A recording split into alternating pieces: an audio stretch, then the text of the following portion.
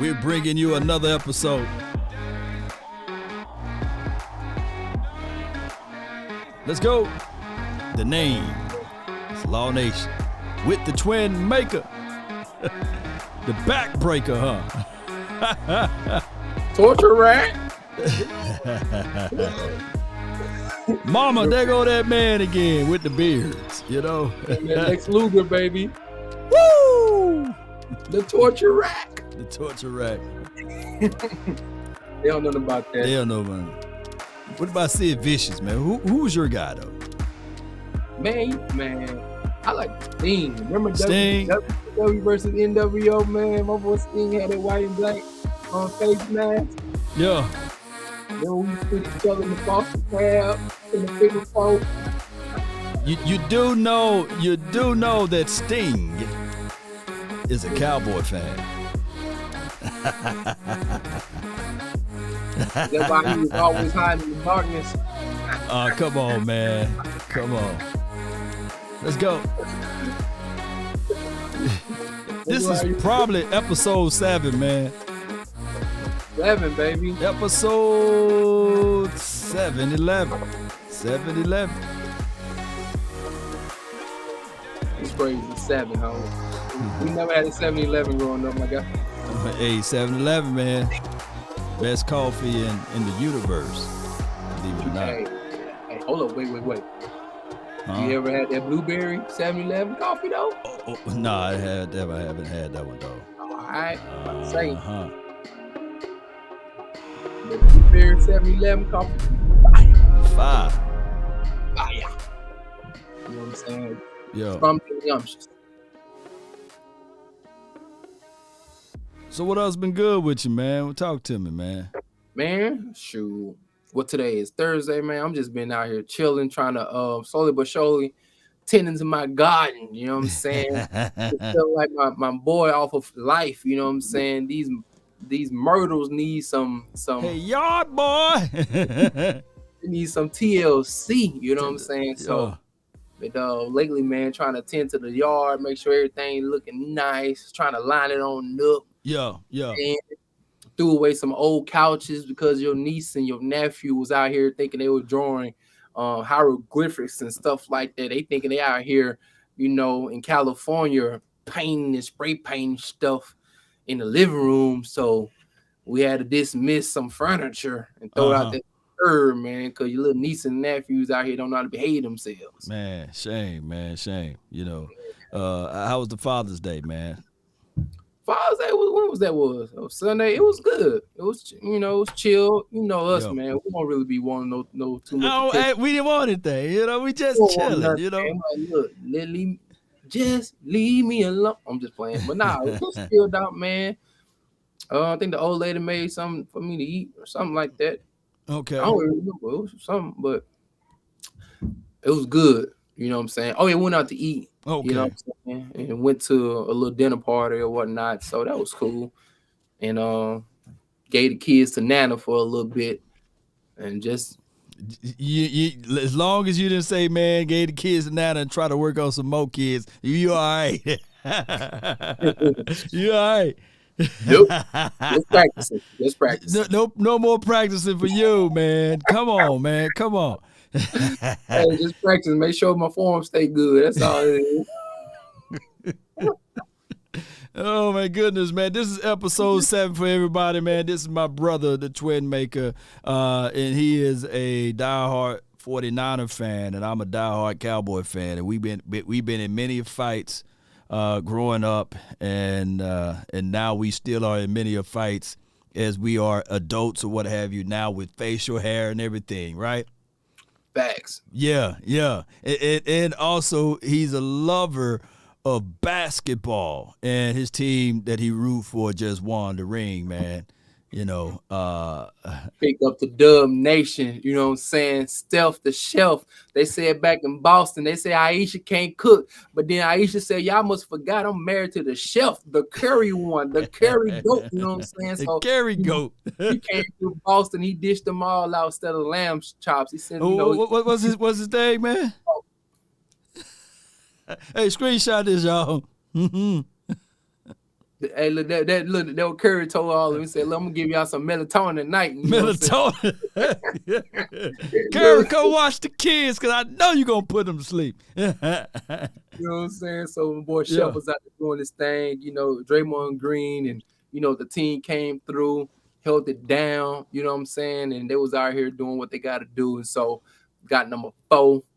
And man, I'm just still kind of excited. You know how it is when your team wins, you gotta at least until the next year to continue Yeah. to you know, send out these jokes. They go get these memes, they go get these quotes, they go get these jokes, you know what I'm You saying? gonna get her.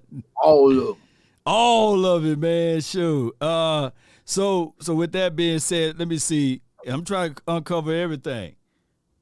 Drake just came out with his album, and then Beyonce came out with her little groove the other day.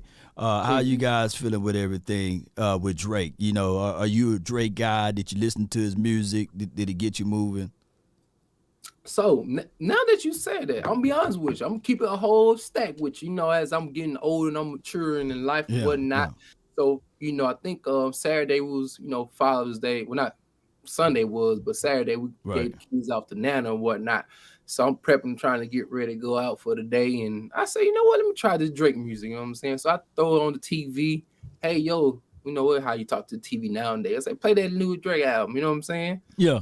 So I play it. Next thing I know, I'm like, do a little.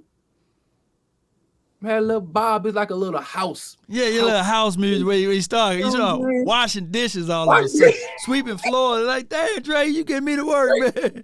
Drake out here, you feel like Cinderella. You know what I'm saying? Cinderella, wash the dishes, clean the floor. You know what I'm saying? Yeah, man, play that Drake album. Look, I was out here like, okay, Drake, I can kind of, I can get jiggy with it. You know what I'm saying? So cool. It wasn't that bad. You know what I mean? I was like, all right, I'm just chilling, and it was kind of cool. So Drake, I got you some spins on the Spotify, man, and I'm not gonna say I wasn't disappointed. It was cool. It was a nice little vibe. I felt like I was supposed to have been out here in the beach somewhere, chilling with my toes up in the sand or something like that, and just relaxing. So it kind of put me in that mood. So I ain't mad at him. No doubt, man. Let me give some people some love, man, that tuned in. We just setting the table for right now. I'm having a conversation with my brother, from the same mother.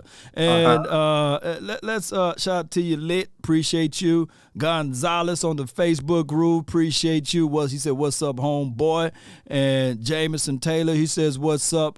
Shout out to, if you're a Cowboy fan, let me see DC for life. Let me see some blue hearts in the thing. Now, if you're a 49er fan, I ain't going to say whiner right now, but if you're a 49er, yeah, you put a red heart in there or what have you, or put whatever. Just don't put bang bang. Don't put that stuff up in there, man. But Perry Locke says, what's up, man? I see my guy Carl. Shout out to you, Carla. Appreciate you for jumping in. Trip Aces. Shout out to you, Eddie. Thank you for jumping in. Who else? I'm trying to give every Trip Aces. Did I already give you? Manny, Brittany, Asmodeus, Nicole, Raphael. Stephen White in there. You know what I'm saying? Stephen White, yeah. You see some of your people up in there, man. Now he your people, but he always be cool. You know what I'm saying? He always cool, copacetic. You know what I'm saying? So what's up to my boy Steven? You know what I'm saying? Yeah. Tyler said, what's up, man? So I know it's all Cowboys, but when the season kick off, I believe we will start integrating some of the 49er fans to jump over. It's just an off season right now. So speaking of that, what off season news do you have right now? Well, currently right now, our QB1, aka hold on. Let me set it up for you. Let me set it up for you, man. Let me set it up for you. Hold on. News out of 49ers land. What do you have today? Hello, how you doing today? My name is Twin Maker, representing San Francisco 49ers. And on today, I would like to tell you guys right now, breaking news, the QB1, Trey Lance, second-year pro out of NDSU, our third pick of the 2021-2022 draft, is now in Nashville, Tennessee, with the one and only great George Kittle at TEU University. For those who do not know, this is the second year of TEU University, where George Kittle get all of the tight ends around the NFL and also the up-and-comers in the college or collegiate level to come out to Nashville to have a good time. There's guys like Travis Kelce, the one and only Greg Olsen. They come out, they sit down and talk to these young fellas about what the tight end position. Because a lot of times growing up, nobody said I want to grow up and be Ben Coates or Jay Novacek or Brent Jones. Those were the glorified positions. But in modern day NFL, the tight end position is taking on a whole nother aspect. You know what I'm saying? They starting to get a little swaggy out there because of guys like Travis Kelce, the who else? The Waller kid, Waller. The Noah Vance and things of that nature. So man, I'll keep you look. How you going? You named some good tight ends, but you left out Gonzalez, Gates. Ben Coates, that let me know that you know some football when you mentioned Ben Coates, by the way. That let me know you know some football. But, I mean, what I'm saying? I do come from a long line of football aficionados, you know what I'm saying? So I had no other choice but to come and know a little something there. But I know everybody knows the Shannon Sharps and the Tony Gonzalez. So I just want to diversify their mentality to stretch out a little bit and go deep and down. We'll dig deep into the archives, man, and pick up, learn a little something. So anyway, back to my QB1. Trey Lance down there right now in Nashville doing this thing. He's tossing the wonderful pigskin around to all these tight ends, trying to ingratiate himself with George Kittle. Make sure everybody put the league on notice that QB1 for the San Francisco 49ers. I call him the Prince of the Bay. You know what I'm saying? Yeah. Trigger Trey. Trey. What I mean? One way or another, he finna get number 6 in this thing. So I'm excited about him, what he's coming through, what he about to do.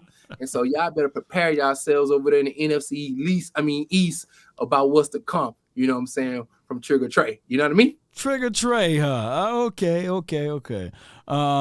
I feel you, man. I feel you high on Trigger Trey, if you want to call him that. I think you had a shirt on last week or week before last said Trey Era, and you want to now call him Trigger Trey, Trey Days. Could give him all of the nicknames, but there's only one attack that you need to know and understand and realize, and that would be Dak Attack is coming back, baby. So don't worry about any other thing. I know that he kind of folded a little bit last time we saw y'all in that playoff game, for crying out loud, but it was 14 penalties and that one little play that he messed up on, and then the aficionados. It's good to have the aficionados on your side to get in the way, and all he needed was a 1/10 of a second more, and it would have been a touchdown for the win. I promise you it would have been a touchdown for the win in the corner somewhere, man. Hey, I love one of Dak's reception to Kiwan Williams, man. It was beautiful in the slot. He threw it to it right there and in the mittens, you know what I mean? So look, I'm appreciative of Dak. I still thank him to this day. But it was 3rd and long too, and I was like, God, dog, that was his worst pass in the whole year of passing it underneath, and then it was 3rd and long. Not like we was gonna get the first down anyway. And shots out to dude, because that play could have went both ways. Yeah. If he didn't intercept the ball, they would have had to call pass interference. But he's going for the ball, and that's what we teach him. Shoot through the body. Tell the official, I'm going for the ball. So young DBs out there, that's how you play DB. So shout out to D'Amico. Is it D'Amico or DeMarco?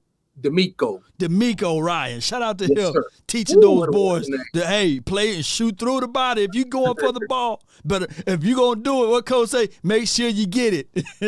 Hey, if you go rob the bank, don't rob it for $20. Make sure you try to take the whole vault with you. You know what I'm saying? Take the whole vault. I said, but it depends too. If Cedric Wilson was a known receiver, maybe they would have said, the contact was created before the ball got there, Maybe. Also, but I know we've already kicked out, but man, you and me both, I just want to give a big condolences, man, to Big Goose, man. Oh, my. Remember, you know what I'm saying? Yeah. Big Tony, you know what I'm saying? We Goose, always, Let's give a moment of silence for him then. Yeah, you know what I'm saying? For him and Jalen Ferguson. Facts, 2 Ravens, so. Amen. Yeah, man. I wanted to make sure it came across my mind, and just being football fans, man. What was his number? And oh God, I know you good. I know you know his number. What was his number? What was Goose's number? Man, you put pressure on me, man. I'm not sure. I don't even You want to look. slacking, man. You slacking. Somebody, I forgot his number too. Look, I Man, don't you even want rest to in lie peace, to y'all though. right now. You know what I mean? Prayers up to man. But prayers up to Saragusa and his family, man, and so on and so forth. You definitely was an icon, man, during the time that you played, and also the young fella who, before his career could really get started, man. I know he's going too soon, but you know, we just want to send our prayers and our love and condolences out to the family. You know what I mean? So, you know, Yeah. I remember they did some Hard Knocks behind the scenes of what he was doing with his kids. He was a family first man, bubbly personality. Nicole said he wore number 91. So let me see 91s in the chat, you know, for the Goose, man, because we know that he cleared ways, man, for Ray and all of those linebackers. And he was the guy that I tell a lot of people that I wish the Cowboys would pursue, like this right here.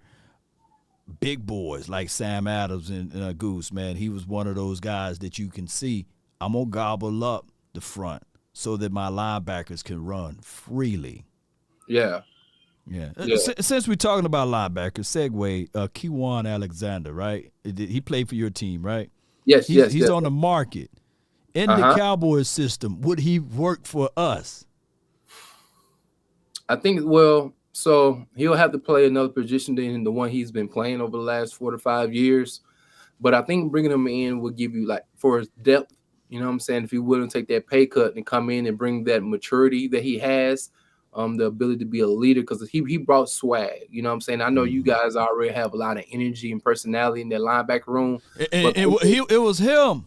It was him to try to steal the moniker Hot Boys, you know. Yeah. He tried to go put Hot Boys over there. And low-key, technically, we was hot. Y'all was hot. We were hot. You know what I'm saying? So, yeah, you know, like just that energy, man, he got, you know what I mean? And I think that'll be a good addition, you know, if you guys are looking for some depth in that position. Hey, scoop him on up, man. Hey, as you would say, bring him in for a cup of coffee. They said correction. He wore 98. So there's not a lot of big guys. Look, 98. I don't know a lot of people wearing 98. No, because my mind went to like 99 or 91 or 78 or something like that. I don't know too many players that look. That's a number that a lot of people don't wear. 98. Y'all name me some great players that wore 98. You can't even think. I know, and you good with numbers. I'm trying to think big 98. Why people don't wear 98? Was Neil Smith 98 for the Denver Broncos? Ooh, I think he was 97 though. Okay. Why people don't wear 98? That's a weird one. I don't know. Greg Ellis, he wore 98. Tyrone Crawford wore 98. Okay, y'all good, baby. Well, these people good. I don't know too many 98s. I still don't know too many 98s though. Yeah. And Philly Fan D is in the house. So speaking of that, since we heavy on the 49ers acquisitions, they lost one, Tart. What are we going to face twice a year, and what the Eagles are going to get from Tart? Jacoski, Tart. You're going to get an athletic, big safety. You know what I'm saying? He's rangy as far as his length is. His main issue was just staying like healthy, you know what I'm saying? And he doesn't necessarily get really big plays when it comes to like interceptions and turnovers of that nature. But what he does bring is he's a great communicator. And when you play in that position, you need someone who can communicate effectively. A lot of people don't know that him and the guy who we had, Jimmy Ward, was together for 6 years. You know what I'm saying? And they even played together in high school. And so even though they weren't big names as far as in the NFL, as far as being like, you know, all pros and pro bowlers, right, our defense never necessarily really gave up big yards. You know what I mean? We was always in containment. And so he brings in maturity, he brings in knowledge, he brings in poise and that experience, you know. And so if I was you guys, that's something that, and he brings in like some swag. I ain't gonna lie, he had a little swagger to him. Got a little swag, huh? A little swag. So he gonna go over the Eagles and he gonna be like, "Hey, I'm gonna keep that same energy." You got Bradbury on one side, you got Slay, and then you got Tart. It's just a Tart. Just let's leave a Tart taste in your mouth. That dude's name, I think Jacoski Tart, and then they got I believe a Harris, and to me personally, I always like to look at, the opposition, and I study players.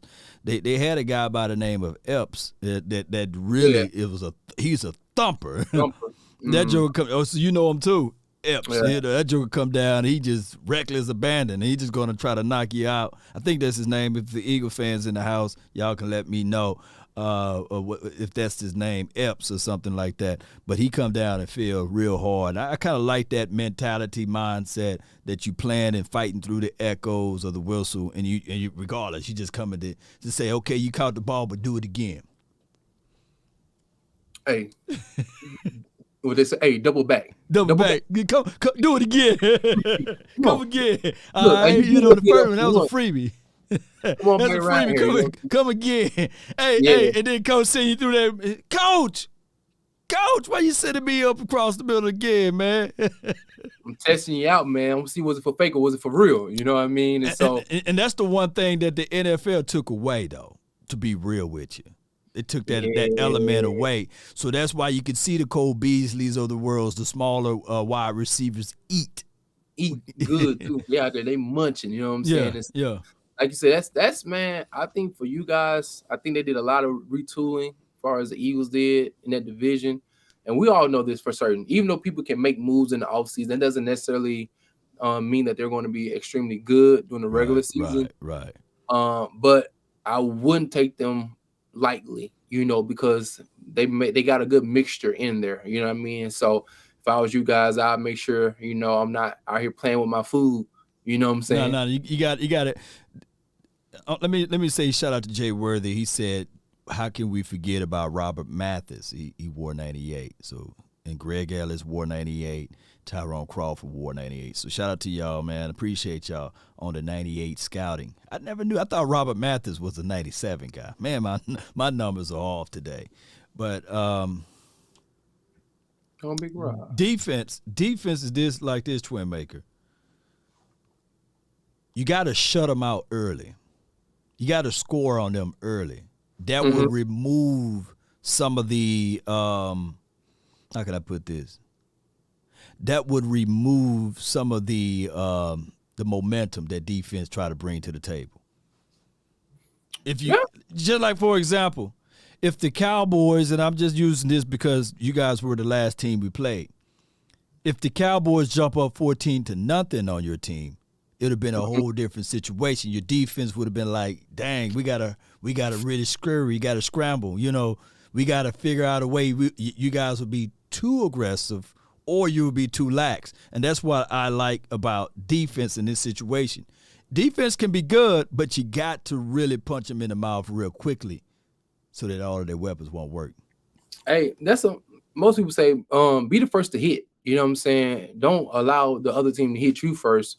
You impose your will on them first. And so that's why I've always loved defense. When you go out there and set the tone, I was listening to George Kittle today, and he was on a podcast called Bussin' with the Boys. You know what I mean? He was just expressing how a lot of people didn't like the Niners because of the physicality in which they played in.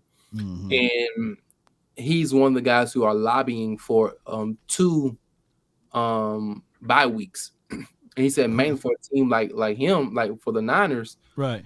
Like the physicality, like the way that they play Monday morning, Tuesday, he's like, man, we're done because we play such a brand of football, and a lot of teams don't like that. And so when you're playing on defense, when you are still able to bring some type of physical nature to the sport today, how the fans play, how everything is for the quarterback, how everything is for the wide receivers to get off the line easy. And like you just mentioned, going across the middle, you don't necessarily have to worry about decapitation or anything of that nature. You're going to keep your head on, And so that physical brand of football, when you come out there and you hit hard, good, solid tackles, and really creating that trench line as far as the defense, saying that we're going to be the ones who are going to a couple of tackles for loss early in the game, you set the tone, man, because a lot of people don't really want to go out there and play that type of physical brand of football in today's league. Shoot, you're right. But the NFL, man, they makes it such a pro offense league that you really don't. And then the people, they gripe about 14 to 10 games. They gripe about 17 to 14 games. They don't want that. They want big scores, 25, 26, 30 points because fantasy is now involved and people want to see these high scores. But I like a game, 9 to 6 game, Yeah. Hey, could you imagine coming up with a concept, the reversal of fantasy football on the offensive end, but for the defensive end? You know what I'm saying? Break it down. You know what I'm saying? So say, for instance, tackles. The guys with the most tackles get a point. The guys with the most a half a point for solo tackles. An interception that game is worth like 5 points. You know what I mean? A sack. Oh, somebody need to create that league, man, for real. And so like QB pressure and things of that nature, these things are being tallied on PFF and stuff of that nature, right? And so now you begin to shift the mentality for players, well, not players, but the casual fan and people to no longer just focus only on offense, but to switch it around and see who are these linebackers out here who getting 15, 16 tackles in a game. You know what I'm saying? Who are these? Oh my gosh, yeah. Pressure, you know what I'm saying? 3 or 4 pressures a game. You're like, oh, it's not a sack, but it's a pressure. A pressure what? What does a pressure do? It messes up time. And usually you only get 2.7 seconds to throw the ball as a quarterback. So once you get pressure, it tells the other casual fan. But hold on. This is the thing though. But pressures, hurries, that is subjective though. Can you really put a count to that though? I mean, there's little nuances in there that we ain't gonna be able to figure it all out. But put it like this. You just want to bring attention to it. You know what I'm saying? Pass breakup or pass bat downs. Okay, that should be a point-based system. Tackles, solid tackles. I don't know if you can count assist. Interceptions. Oh my goodness! If the defense score, that should count. A defense score. Don't let a defense block a punt or block a field goal. You know what I'm saying? Like stuff like that. Somebody said that league already exists. JT says it's called IDP League. Oh, well, they ain't got no swag. Somebody need to boost the IDP leagues up, man. The thing about having a league like that, you got to have some marketing scheme, man. You got to swag it on out. You know what I'm saying? Swag it on out, man. You can't be out here boring with it. You got to make it like, okay, for those who played Madden back in the day, one of the games who changed Madden was 2005 with Ray Lewis on the cover, the hit stick. You see what I'm saying? Yeah. So when that stick came out, it changed the gaming console. It changed the way you played the defensive end on Madden, because you couldn't wait to like, hey, I can't wait to get on defense, because look, if I get to hit that little right button to strife, you know what I'm saying, and then just I mean, you be ready to break the doggone stick, boy. Yeah. You be feeling it too. Look, you hit him so hard. Look, boy, you Petey roll out there. You know, Petey roll. Hey, you ever see when you play, man, and you be looking for somebody? Hey, before I go in, hey, you want some too? Yeah. You know what I'm saying? Yeah. And don't you miss? You be sitting out there just, doing because who was real big back then? Because this is when wrestling was like, what's my guy name? Goldberg.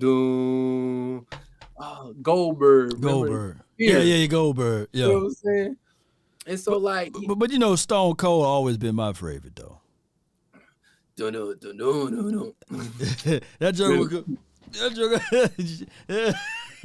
And then that joke was, hey, it was always funny when he do the women too though. Yeah, look off, you go.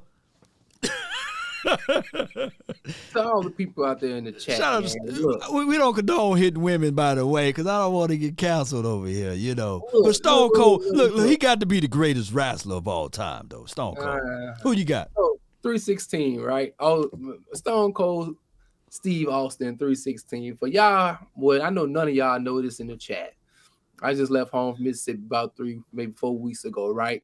And so y'all to know, I go home, visit old Mama Deuce and the fam or whatnot, you know what I mean, saying what's up to everybody. So I walk into the den, and I see the den, we got this green lazy boy couch that's been there since probably 1993 or something like that. It's been there for some time. You know what I'm saying? Ever. But anyway, I'm in there, taking my kids, getting them situation, and then my son and my neighbor, his son named SJ, they in the living room playing. Mm-hmm. And I hear something, and I walk in the living room and I see the couch. This is one particular part in the couch, you know what I'm saying, that the leg can get extended on, and it's shifted. The only part in the couch that can shift. About a half a foot away from everything. And I look back and I remember the couch still broke. See, this couch is still broken till this day because I got. And he hid it from mom for a long time. But go ahead. Because it's somebody who y'all know is Law Nation who decided to make me, the Twin Maker, a part of history. You know what I'm saying? He wanted to stone cold stun me on the opposite side of the couch and break the doggone couch. To this day, that joker got a broke hip because of this Negro want to stone cold stun me across the doggone couch, man. Embarrassed the hell out of me, you know what I'm saying? Yeah. Couch at the same time. Yes, indeed, man. Hey, this is the thing right here, man. Let me say this. If somebody had to do one move on you and you had to pick the Shawn Michaels kick, yeah, that was the kick, right? Let me think of which one was the word. Tombstone. I think that kick made it hit you out of the nowhere, you know? The music by Shawn Michaels was nasty. It was nasty. Like, come on, man, you can't fake. Now I know some of them kids. I know wrestling fake, but I said, man, some of them kicks, man. Hey, he caught that man. He be like, hey man, after practice, man, I'll come get. Hey man, he caught me, man. Hey. That's a good one, though. That's Sweet Chin Music, boy. HBK kid, boy. Hey, that's Sweet Chin Music. Sweet Chin. Like, hey, no, you caught me for real on this one, man. We're gonna have to settle this one out when the cameras are off, man. Hey, that power bomb to me was nasty too. Like if you were strong enough to literally pick somebody up, butt the head. Yeah. Boom. Yeah. That was nasty, you know. That was nasty, but I think Goldberg was disrespectful sometimes, man. You know, you fool around, be talking your nose, and you turn around and say, I said, God. Somebody said Kevin Nash. So which one would y'all take, Kevin man? Nash was the power bomb, I believe. Yeah, Kevin Nash. Yeah. Let me see who else, man. Boy, y'all Legion of Doom. Look, man, they bringing back some old school stuff, man. But it's not the same as it relates to this day, you know. Yeah. Yeah, man, look, that was RKO. Woo. Yeah. That was back then, boy. You gotta be careful, boy, because you get caught coming around the corner, and next thing you know, you kicked in the stomach. Oh no. Hey, Law used to do this one too. Oh, the Diamond Dollars. Yeah. The Diamond Cutter, boy. That was a nasty one, too. That was a nasty one, man. God, dog wrestling, boy. I heard it's not. I haven't watched wrestling in almost 20 years, man. So it's crazy. Shoot. Hey, man, hold on. Hey. What was that? Nintendo 64. Mm-hmm. Boy, when they came out with that Rumble Pack. Rumble Pack! Four controllers, boy. Yeah. Rumble. Hey, what y'all know about that, boy? I'm playing the Royal Rumble, man. Royal Rumble with the Rumble Pack. Hey, you hit somebody with that clothesline, the whole remote control started shaking. Oh, remote controller started shaking. Shout out to Whitney, man. Whitney, we love you. And the reason why I keep saying Rumble Pack because of Richard Stewart. And you know, that's how I got Richard Stewart. Man, oh my gosh, man. Whitney had a beautiful child, and we hope all is well with her, you know. Yes. Quick indeed. recovery, man, and get well soon. Congratulations on motherhood, you know.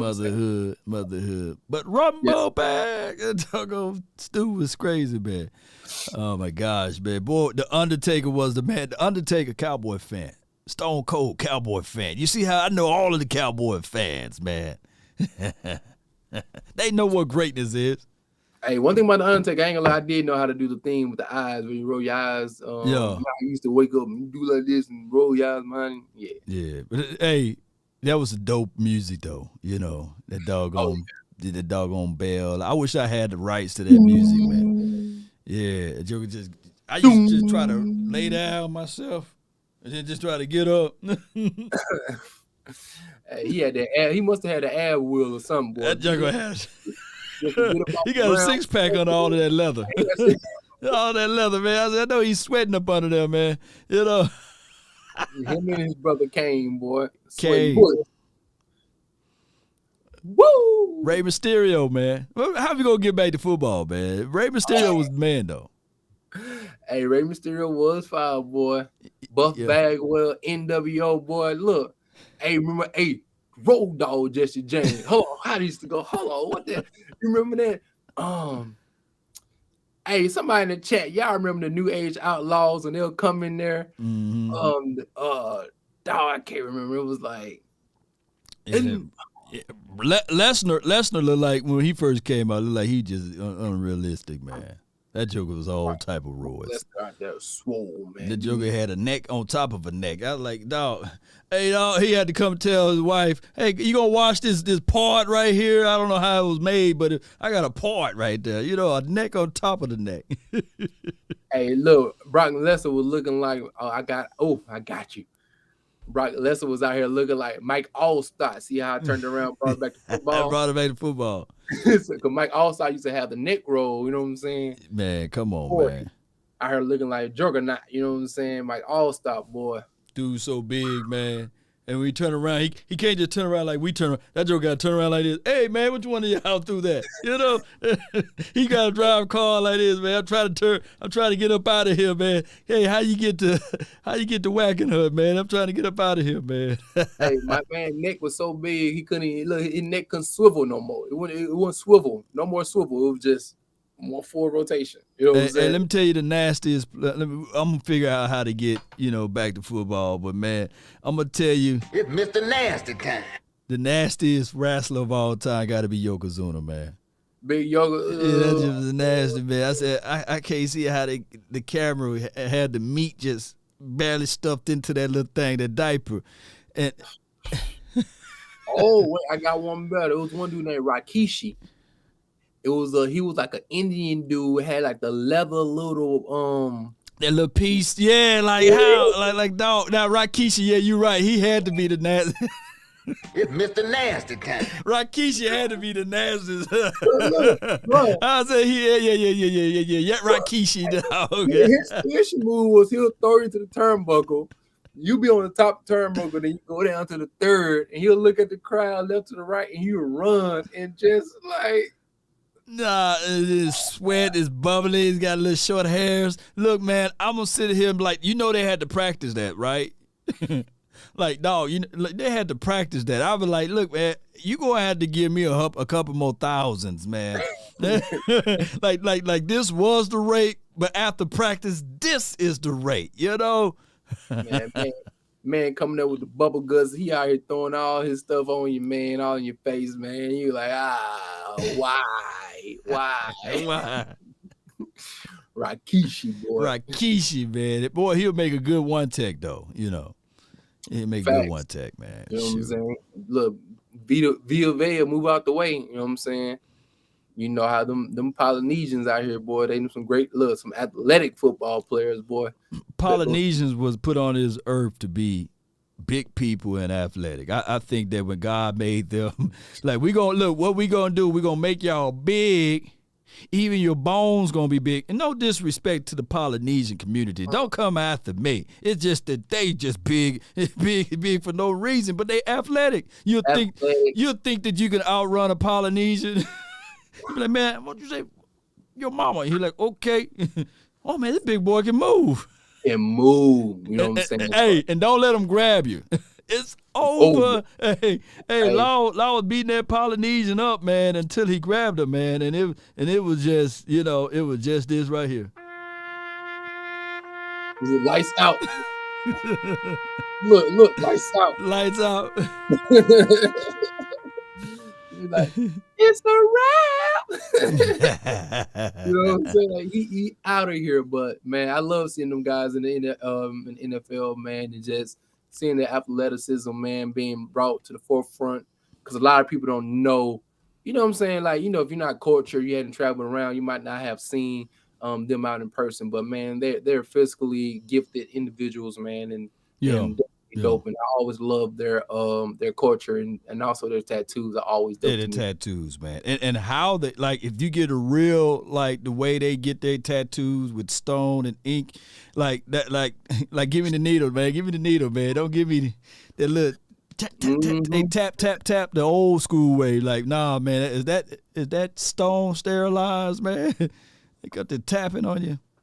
Hey, and also, man, I think that's like I say, it's tradition. You know what I mean? Yeah. I think their technique, is like passed down from hundreds and hundreds of years. So I think it's just kind of natural for them to understand. Like it's part. I think that's like a coming of age situation. You know what I mean? And I really love the cultures that still have those coming of age or rite of passage type of situations that you got to go through and do, man. So yeah. I mean, but nowadays, man, people get stuff all over their neck, their face. I seen eyelid, like dog, you gonna pull this up and then you gonna tattoo that. Like, dog. Hey, remember some tatted up? I'm tatted up. Yeah. Tatted up. Hey, they done taking it to a whole new level, man. You know, so hey, but like guys like you know what I'm saying, who able to come on here and be trailblazers on the YouTube spaces, y'all can do that stuff because you know, you're not necessarily just pigeonholed to corporate America no more. If you desire to do something and just, you guys don't have to, be with the man, so you ain't got to look the part no more. Days, remember, no face tattoos, no sleeves, no tattoos on the wrist, forearm, neck, none of that stuff could be visible. You know what I'm saying? So y'all better thank Allen Iverson, whoever out there. Man, AI used to have so many tattoos. Now, if you look at it now, they ain't even close to the amount of tattoos. It's like, that ain't really the tattoo levels now. Now it's everywhere. And what old boy went and got the lips of somebody? His girl kissed. What was his name? Oh, you talking about my boy who was drafted by New Jersey? He played for Cincinnati. Kiwan Martin. I said, man, he wildin', man. I said he went and got the lips and put it on the neck, and I said, dog. Coach Marv said the black community saved the tattoo industry. I guess. Yeah. Hey, I'm telling you, it took it to a whole nother level. Nah. Somebody said Dennis Rodman, F55SU. See, Dennis used to get the contacts, the spray can on the hair, and the tongue ring, the nose ring. Like now, there's a fashionable situation that the fellas are now getting the nose rings and stuff now, with the stuff hanging out. See, I think Dennis did it, but he didn't have like the credit in all areas to kind of influence people to do it. Like you talking like about like the regular, I would say poverty-stricken individual didn't want to go and copy Dennis Rodman. His personality was a little bit too off script. But when Allen Iverson came, his personality, his swagger, how he just moved and grew was to the point where the casual, fan and person who loved football and hooping was like, all right, I want to get tatted. You know what I'm saying? So, yeah. And then coming out with like nobody wanted to do that trend when it started, right? like I don't understand Tupac had a nose ring, but when if you said the worm, but when Dennis Rodman talking about, hey, I got the Prince Albert, Pearson, like, hey, like, you gonna do that too? You're like, not. See, a lot of people. It's all you, worm. You know what I'm saying? It's all you, man. You get the Prince Albert and stuff, man. But y'all, I can't explain what it is because we got tender ears over here. Yes, sir. But you guys can Google what a Prince Albert Pearson is, and then you. But then I think he also like educated a lot of people who didn't know about that stuff. Yeah. He educated a lot of those people like who grew up like we did, not necessarily knowing about those things. And so now, even though you might not win and go and did it, you were like, oh, that is what that means. You know what I'm saying? Oh, this is that. And so like I do give him big ups because he did kind of show that the light or whatnot on the situation. Oh, thank you, sweetheart. You know what I'm saying? My old lady came down here, and then like, y'all, What she handed you over, man? What you- she handed you over? Ooh. She's your queen to be. Hey man, I need to tell Myers gonna bring me one. I'm jealous now.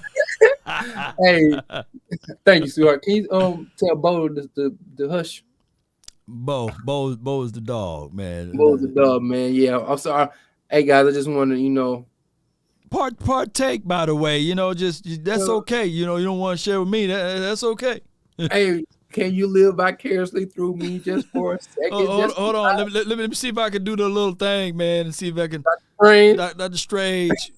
It ain't working, man. Come on. Pull it through. Look, you were pulling Pull it through, through. man. Hey, God, dog. If I see a portal come through this joker, bro, I'm like, The fifth dimension, baby. I can open it up, man. But why you partake on the food aspect of it? And my belly touching my ribs over here, belly touching my back. I'll just play with y'all. I just ate. But neither here nor there. I was having a conversation on Twitter about my guys, about my players. And I said that I will always take Troy over Jim Kelly, Joe Montana, Steve Young. That's my guy, right? And I said that I would take the playmaker, Michael Irvin, over Jerry Rice, Irvin Fryer, Andre Reed, or what have you. Whoever was the Herman Moore, whoever was the star wide receiver during that time frame. And a lot of people were like, yeah, Law, I feel you on that. But Jerry Rice was still a legend, man. You can't take Jerry over Irv. And then the whole conversation went left when people were saying Barry Sanders is better than Emmett. But in my world, hold on, I see you making your facial expressions. But in my world, Emmett was always my guy, right? We had these discussions when we were little bitty, teeny weeny, I always selected Emmett. Emmett was my guy. I didn't falter. I didn't waver. People were saying Natron, Mean, Thurman, Thomas back in those days, Barry Sanders, Barry Foster, even Jerome Bettis and those boys it came about, but I'm always an Emmett guy. But I think that one of my compatriots or one of my guys that's on the NFC East, right? He roots for the Washington team. He was like, man, you crazy. You out of your mind. You're out of your mind. Barry Sanders is flat out better than Emmett. But there are different ways that you can partake in football. Why are you looking like that? Those are just my guys. I'm before all of the fantasy football stuff. I feel you. Because there's no stat line for like for example, Jim Kelly. I think that he threw for 247 touchdowns or 60-something touchdowns.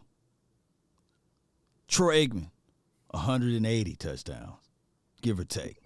Yeah. Those numbers are light year apart from each other. Jim Kelly, who played less games, won more games than the great Troy Aikman. Probably been to more Super Bowls, but don't have any hardware to show for it. Threw for a better completion percentage, QBR, and everything, more yards or what have you. But I'm still taking Troy. For the same example in the same temperaments of conversation, Barry Sanders, we know 5 yards per toe, just a monster and a half. Make you just throw some furniture around, especially in '91, of what he did to my Cowboys in the playoff game, right? So I always looked at. I like him. He's good for the. I like him. That's it. That's it. I like him. I can't love the man. I got my guy. Emmett's my guy, man. Hey, you can love pizza and steak too. Like, ain't nothing wrong with that. Granted, but the question was asked, who do you look? Who do you want? Who do you want or who's better? That wasn't the conversation. Who do you want? Who do you want to fit into your system? And I went with my guy. I don't think that I'm far off when I say that. See, you saying system, right? So we know in what my a system. is. In my system. So there's guys who, no matter what the system is, like some guys have to have a system. And then there's other guys, no matter what system you put them in, they're going to be who they are. And I've always thought Barry Sanders, no matter where he went, who he went with, he would excel because of just his pure God-giving abilities, period, in my opinion. You know what I'm saying? And that's not to take nothing away from Emmett and any of the other running backs that was running at that time. Right. But I just saw what that young man was able to do was on a whole nother level. You know what I'm saying? With what he had as well, far as surrounding him. And so that's why I've always gave him the props that he deserved, in my opinion, because we knew what they were going to do. We knew the other talent that was on the team. And even knowing all of that stuff, he was still magical. Magical in his own way. And What's your way? magical in his own way. But we have nothing to go off of but the fact that he played for the Lions. And that's all we got. That's all we got. And it should be the problem for the Lions because they had it's not like he only played 1 year there. They had an ample enough time to say, okay, we're going to surround more and more talent around him so that he can propel himself. But you know about talent. Loomis Brown, all pro. He ain't Hall of Famer yet, but that's the only talent that they had around him. For example, just to push things, hold on, just to push things further out, I'm gonna use a modern day groove on you. Both of these running backs, they not in the same era, but they close enough to touch. And you can literally have the argument that they are. You had a choice, and they both in their prime. Uh-huh. LaDainian Thompson. I'm sorry. You already know where I'm going. You already know where I'm going. LaDainian Thompson. You talking about AD? Or Adrian Peterson. Right now. Turn injuries off right now. Who you got? I got LT. He could pass block better. He could receive better. In my opinion, he was more versatile. So he could do what Adrian done, maybe not as high. So say, for instance, the level is from 1 to 10. Adrian can get to 10. LT can get to 8. But the whole argument is like reverse argument. LaDainian had always had more and more weapons with him versus what Adrian Peterson had. Right or wrong? Who's on Adrian Peterson teams? Brett Favre, Percy. Oh, come on, man. That man, Brett Favre was 90 years old at the time he had Adrian. Come on, man. Wait a minute. 1 year. Brett Favre had, 1 year, 1.5 years? He still had 30-plus touchdowns, bro. Let me tune in to the chat over here, man. He Come made on. the NFC Championship game at that age and still was producing. Let's keep it a buck now. We can't still. Hey, but come on, that Chargers team was loaded. And then they still had two back. Sproles, the young Sproles. Breeze. What's the argument? It's the same. It's almost a similar argument for what, if you go all the way back to Barry and Emmett. No. Break it down. No, the Chargers, they made a 1 AFC championship game. 1. Dog, the Chargers shot themselves in the foot. They had a good record, and they fired the coach.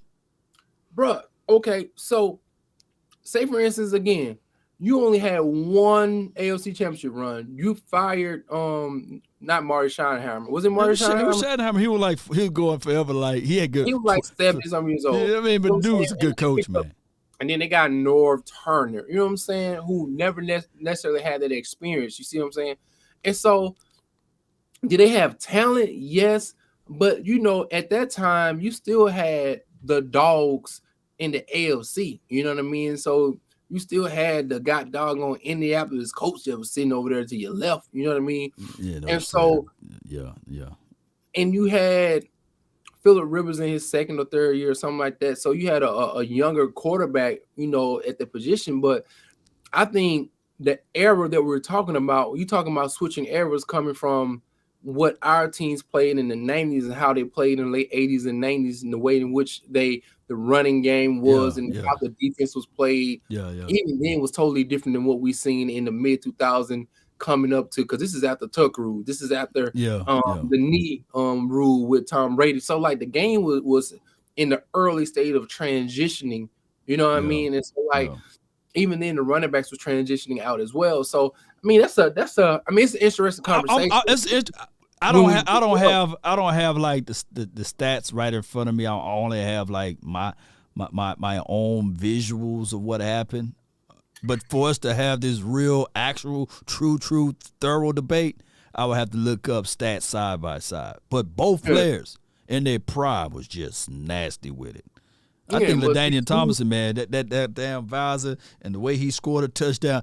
And then AP, I'm talking about if you can remove injuries, right? I'm talking about, God, dog. And but even coming off of an injury. Problem, though. Huh?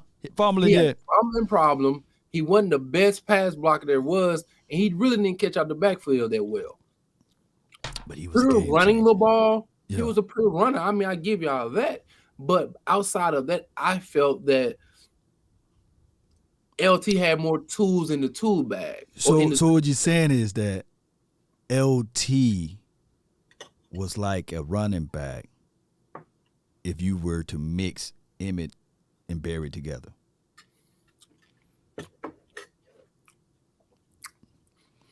The dude, he can block, he can throw. I used to hate when you played Madden. I said, man, dog, don't pick LT, dog. You can play with anybody else. I used to have rules like him, Vic. They were just unreal, man. And then LT, you can literally argue and say, well, over a period of time, his team just wasn't there. Coach Marv says runner, Emmett 8, Sanders 9, blocker, Emmett 7, Sanders 4, pass catching, Emmett 7, Sanders 4. Now who's better? Man, Coach. Coach Marv. Boy, Coach Marv out here just this boy, man, he said here it gave Barry despicable, the disrespectful numbers, my guy. Good Lord. Okay, but that's your opinion, so you're entitled to it. I ain't gonna sit here and man, did you hear? He said 4. No, Barry could catch though. But I would take Emmett blocking over Barry blocking though. Who Emmett block? Okay, so the runner, the D end on the linebackers, before they get to Emmett, I'm quite sure they're already getting touched. Moves, yeah. Who they gotta get past, though? Yeah. Eric Williams, all of those boys. but I feel you though, man. This is a brilliant conversation, man. But Emmett blocking like Emmett was Emmett though, man. Like I said, no one got more rushing yards than him. Of course, I gotta always say that, and no one had more touchdowns than him. I really thought at one point that LaDainian Tomlinson was going to one day surpass that when he had 31 touchdowns in one season. People fail to realize 31 touchdowns in one season. Some quarterbacks don't throw that, Most quarterbacks don't throw that. Quarterbacks never throw 30 touchdowns in a season before. Right, 31 of them. Garoppolo ain't never gonna throw him for 30 touchdowns. He's been in the league for almost 9 years, and it's a passing league. And you know what happened, dog? You know what happened to LaDainian Tomlinson? And I saw it live when it happened too. The Illuminati got LaDainian. You remember when he called out the Patriots and he said, man, they cheating, and he started breaking down this and breaking down that. And his career never been the same ever since then. They shipped him off over there to New York. They was like, because he was like, man, they were cheating, man. And he said, I guess if you ain't cheating, then you ain't trying. You ain't trying. Yeah. Hey, when you sit there and touch that golden cowboy, who is Tom Brady, hey, Woo! look, Yeah. it's time you get out of here, man. You know what I'm saying? And so I just look, we all know, you know what I'm saying? Like, all right, he is who he is. So just gotta go ahead and be a casualty of touching the golden boy, the golden child. So Man, but when I I thought, heard his wife, she said that she's a witch and she practiced that voodoo stuff and she get the sacred blood from innocent babies and they do the moon and the rocks and stuff and they do the sacrifice and stuff like that and those like that. Look, let me quit talking, man, before they. look, bro, I'm like, The conscious community, leave him alone. leave him alone. Now they did bring in Jamal. Look how I'm changing. Warwick Dunn, Jamal Lewis. Those guys were pretty nice. They were good. But know they what wasn't I'm no saying? LT though. Yeah. I ain't not with no LT, man. No, LT, no. man. Hey, when people literally like, you know how you watch Fred Taylor, like the Pivot Show. They just had Fred Taylor on there, and he was talking about they had your boy on there, Eric. He's from SMU, the great Eric Dickerson. Eric Dickerson. You know what I'm saying? And he was talking about Pony Express. Yeah, the Pony Express. He was talking about some of the running backs that he liked of modern day era. A lot of people, they bring up different players, but he did say LT was a bad boy. Like I said, Adrian Peterson was a bad boy. I still think I say Emmitt Smith was a bad boy. To do what he did, he was durable to be able to last as long as he did last. Yeah. But and then I think also for me personally, we just finished watching the the NBA playoffs, right? And I always like to say that style points matter. Because, like, say, for instance, somebody can get on here and do a thing, correct? Yes. But it's the way how you entertain as well. So, yes, you go out here and take care of your business. But when you can put some swag, you can put some pizzazz, you can put some mojo on that joker, man. And that's what I've always loved about, say, for instance, a Stephen Curry. He's going to bring you to a show. You know what I'm saying? You're going to leave feeling like you saw something you ain't never seen before. And I would always respect Barry because he put on a show. He was literally doing something every game that you was like, bruh, this dude just ran for a -7 yards, but I could not sit down. And he lost 7 yards. The best -7 yards, but he wasn't like the dancer guy. Most back in those days, most running backs didn't do no dances. They was all about business now. And to be fair, I think that we really don't see running backs like it was. Like name me the running back as a modern day that was just like those boys now. You don't see it anymore. They can't last. I think their workout regimens is something is up with it where they just can't sustain. You know what I'm saying? And if you remember Barry Sanders, man, dude was short, but his thighs and his lower torso, you know what I'm saying, was awesome. And one thing I will give Emmett this, I hate watching him though. I think Emmett and your boy, he does this even today. His first couple of years was a mirror image to me, in my opinion. Just as I'm gonna be a objective fan right now. Objective, okay. I like to keep it a buck, man. Ezekiel Elliott was one of the best guys who fell forward in the running game. Like he was able to lower his pass, and even if he got hit at a 2-yard run, he was able to etch out an extra 1.5 yards or 2 yards. I think that was Emmitt Smith's greatest skill, if you're asking me. I think he was able to run the ball and never get hit right on at the point of attack and just fall down. Emmett was a master at angles and keeping the drive forward in his legs and continue to get those little yards what you churn out. And so I would give that to Emmett consistently, that he did that throughout his whole career. What do you think about that? The evading and then the stiff. If I can ask one thing for my guy Ezekiel Elliott to do more, because I had $100 bet that like if he hurdles a guy, again I'll pay $100 or I tip $100 to someone who would be the first person to say, hey, Law, But my thing is with not Emmett, but Ezekiel. I wish that he had the stiff arm. he don't use the stiff form. He's more of I'm gonna drop that head and tote the ball. Ball I'm gonna control. get that extra yard. And I think that with Ezekiel Elliott, they tarnished him. They took a piece of him away from the game. Like, I love the passion Ezekiel Elliott. Like the year one and going into the year two, and then Roger Goodell was like, nah, dog, I'm gonna take that away from you. And it's like he's soulless, you know. And I really like the passion. You know, he was the guy that had that Michael Irvin-esque passion his rookie year, whereas he wasn't afraid to get into his own player's face and say, hey, get y'all act together. He ran out on the field with the defense saying, hey, y'all turn this thing around. And he was that rah guy, but we saw like the NFL attack the innocent kid. Yeah. On the field, off the field, and they kind of really ruined the representation of what he brought to the table. Like, he was this jolly person that played around in the locker room, that wasn't afraid to wear the little crazy hawk the talk thing, whatever, the shirt rolled up, crop top, you know, that a man shouldn't do, but he was doing it. You know what I'm saying? Out in public, he was just happy-go-lucky, but the NFL took that away from him.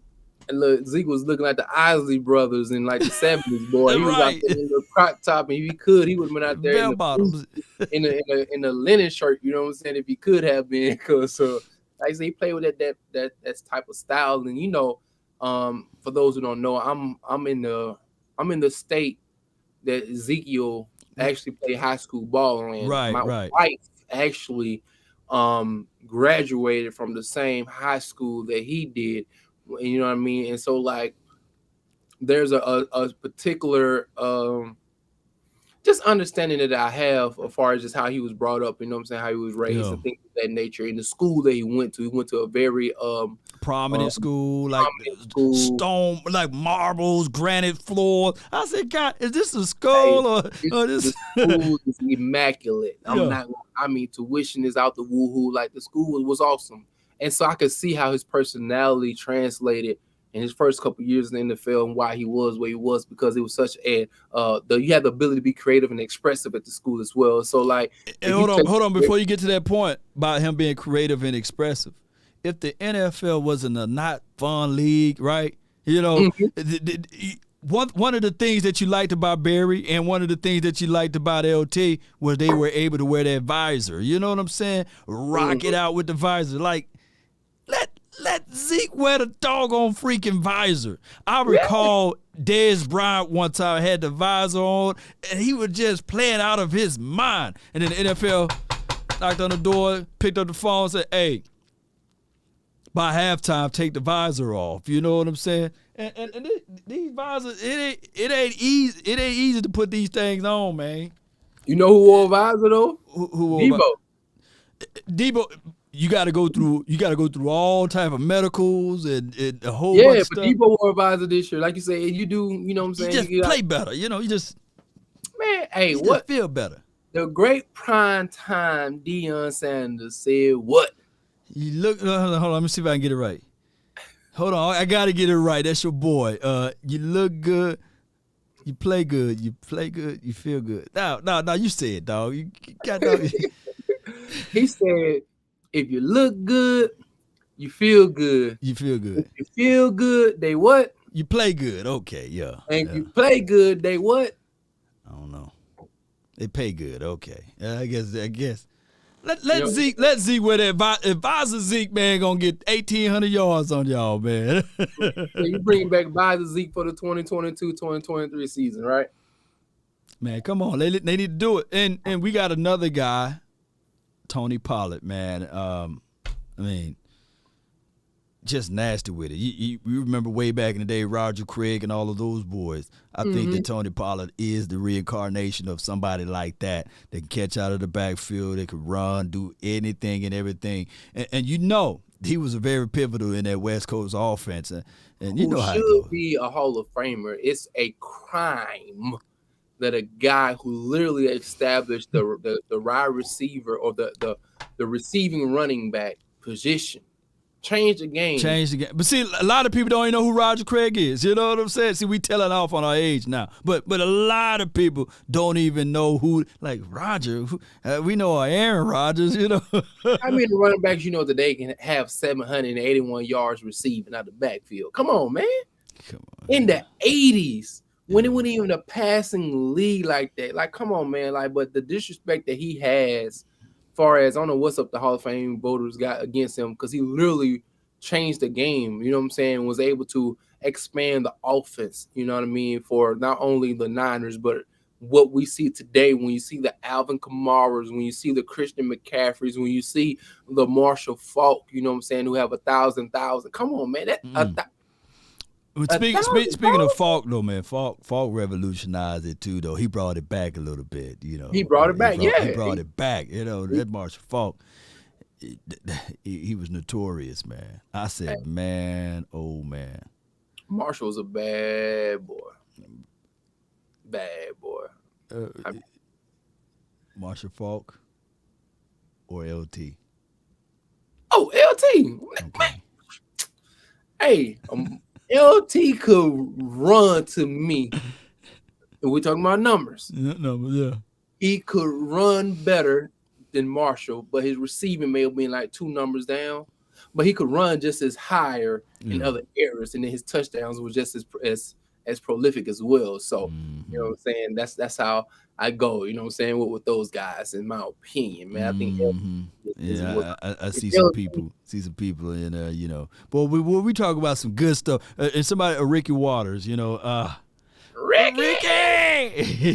If he didn't get hurt, that dog. 49er Eagle guy, you know. Ricky didn't get hurt, boy, and Ricky Water, boy, we would have beat y'all in 95, but you lucky he got hurt, you son of a biscuit eaters. But that's a whole nother thing. Y'all, boy, I tell you.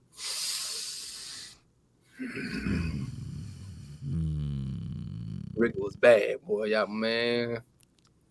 Hey, I can't, boy, look, I'm telling you, if we hit this groove coming up soon, these next 3 to 5 years, in my opinion, next 3 to 5 years, if we really stay consistent with just trusting the system that we have and allowing players to grow in their roles, like right now, right? I do believe we can have an opportunity to have some of that flavor back, where we're meeting each other, you know, back and forth and back again in the AFC Championship game. And by whoever going to be the winner of that game will be holding up the Lombardi Trophy, you know. But I think our teams have to be, have to trust, you know, what we have going on if we want to, because the NFC right now is in a transition, you know what I'm saying? And so it's time, in my opinion, to establish themselves if they want to. Yeah, and I'm going to piggyback off of what my guy Coach Marv says. And then also Philly Fan D, he said Waters played with the Eagles in 95. So he may be talking about. No, he didn't. Challenge. Look, go Google it up right quick. But Coach did say coaching malpractices on the Cowboys of what they do with Tony Pollard. I really think powerhouse football need to be re-implemented with the Dallas Cowboys. I think we are, and the people will call me crazy, but I think my team is there. The only thing that's really holding this team back, even from last year, is coaching. I think that the coaching is a situation and scenario that if we can get over the coaching hump, I get it. People want to go back and forth with Dak Prescott. People want to go back and forth with even when we had Cooper on this team and Lamb and all of that. But I really look at the coaching aspect. Now, I get it. We do have our owner who got his hands in everything.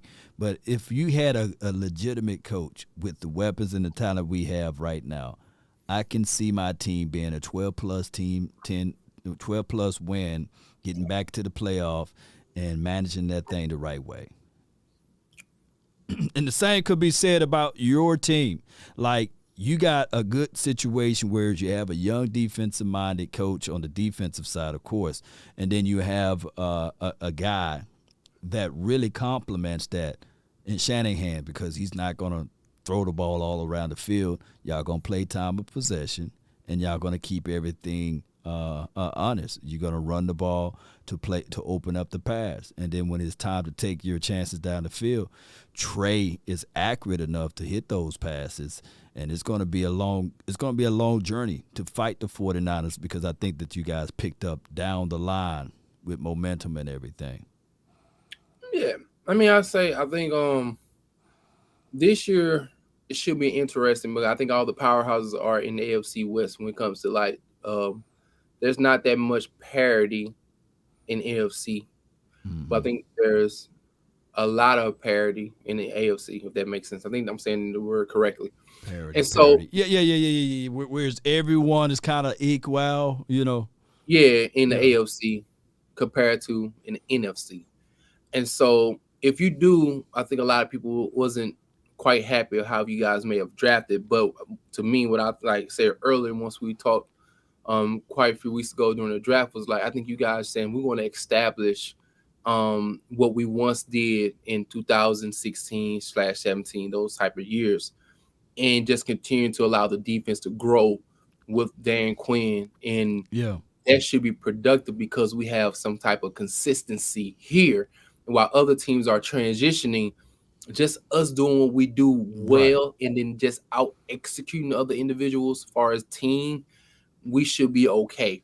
And a lot of times people take that for granted, what it means to just be understanding the plan, knowing how to execute the plan, and then knowing how to have the endurance to execute over a 17-game season. You know what I mean? Right. And so sometimes people get caught up in the hoorah and so on and so forth. But the thing about the NFL is this: can I do what I do well longer than what you do well, and without having to change my game more? You know what I'm saying?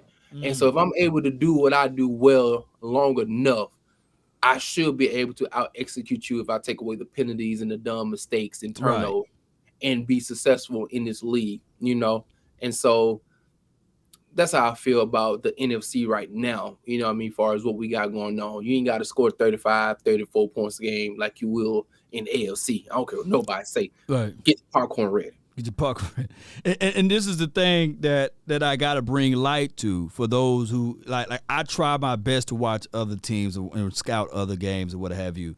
And a lot of people don't understand this. Like, they would look at what the Rams did and say, oh, they just went and got a gang of people. How long that coach been there, Twin Maker?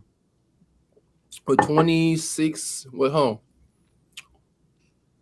20. McVay been there for a minute. He haven't been there for this is like his second year or first year. I think 2016 and 2017. He's been there for at least 5 years or 6. Yeah, because they went to the Super Bowl in 2018. Right. So that's establishing what continuity. His system is already implemented there, right? So a lot of people are like, oh, man, we can just go get a gang of players and we can go to the Super Bowl and we can win things. No, he already got an established system. Like I was telling people on my show, they went and got a Deshaun Jackson. They knew that, Cooper Kupp is amazing, right? They knew that Robert Woods at the time, Robert Woods literally,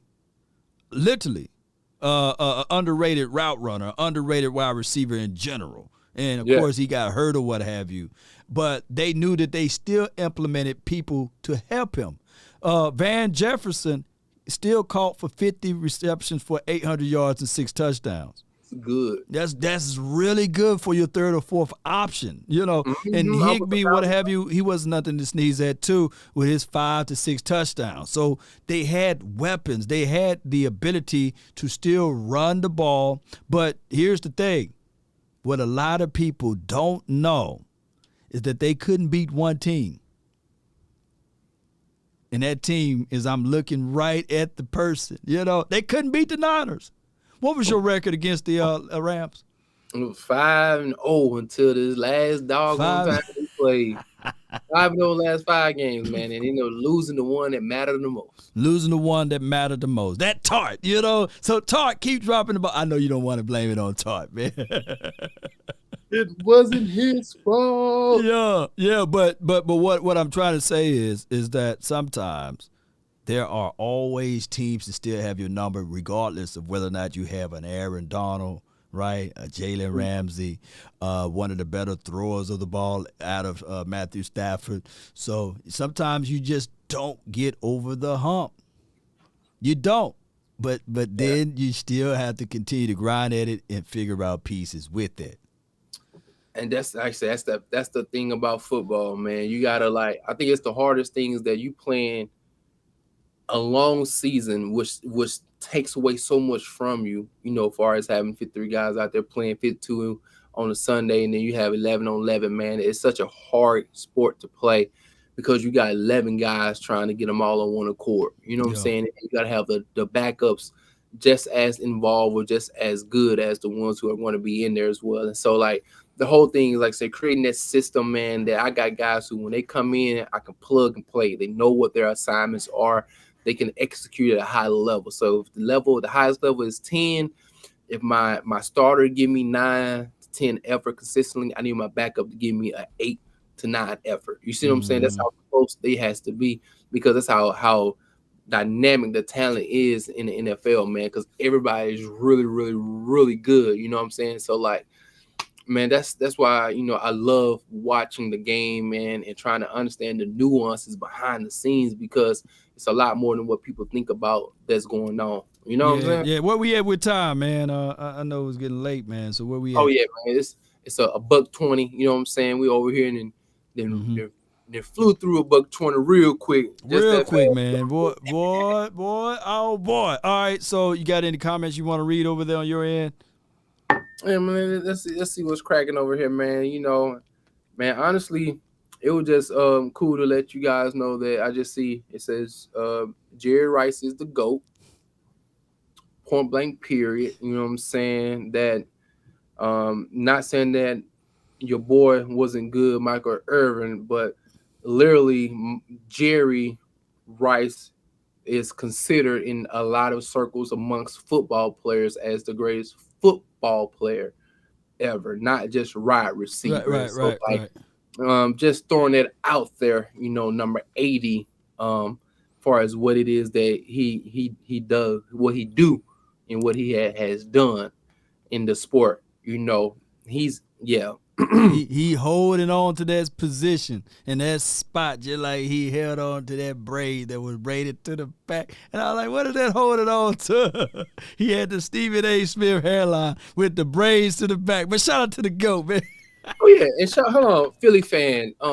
He did say Ricky Waters did play for the Eagles. It was after that next year he did in '95 after he won in '94. I said injured. If he would have stayed with us, we would have won again. But he left. Oh, okay. So you were speaking in that terms, like if he didn't leave to go off because we did. So here's the thing. The last time the Cowboys lost, here's a good nugget. The last time the Cowboys lost to the 49ers in the playoff, we won the Super Bowl. So let's repeat history. Come on, Cowboy Nation. Let the vibes go into the right areas. Doing those seances and stuff like that just because y'all lost to us this past year trying to get a Super Bowl. The universe is opening back up, man. That's what it is. We lost to the 49ers in a semi kind of like questionable close game with some questionable calls or what have you. We came all the way back. We was down 20. We came all the way back. Come on, man. And then your boy P.I.'d us. And then he going to say, okay, I'm going to come over to the Cowboys land the next year. And I still couldn't stand Dion Primetime the whole time. And then when we won the Super Bowl, I was like, all right, cool. All right. Hey, cool. Hey, back cool. Look. I hope we meet again this year, God dog it. You know what I'm saying? Because look, at the end of the day, I can't wait. You know what I'm saying? Because football season about to get cracked. I think we got like 14 more Sundays before the season kick off. You know what I'm saying? And so they think they released yesterday, or was it today? Training camp. I think my team started on the 26th of July.